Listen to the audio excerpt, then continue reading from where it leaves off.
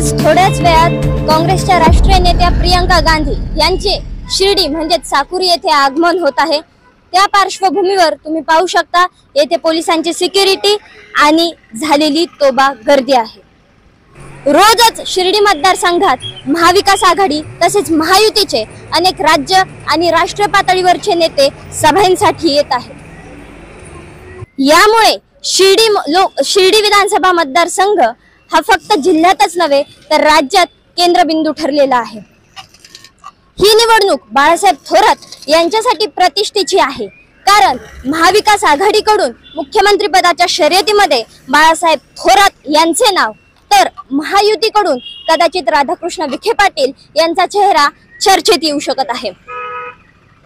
या निवडणुकीत नेमकी बाजी कोण मारेल हे जरी आता सांगता येणार नसलं तरी शिर्डी मतदारसंघ हा राज्यात हाय प्रोफाईल ठरलाय इतकं नक्की।